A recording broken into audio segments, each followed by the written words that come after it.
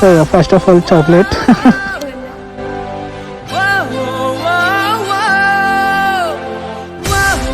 తెలుసుగా బైక్ నడపడం అయితే. ఓకే, బైక్ నడుపుతుంది అంటే ఈమె. షూర్ షూర్ మీరు నడుపుతా అన్నది ఇంకా క్లాట్ ఉంటే చాలు.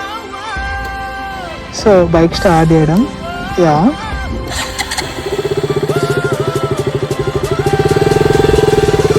మెల్లిగా.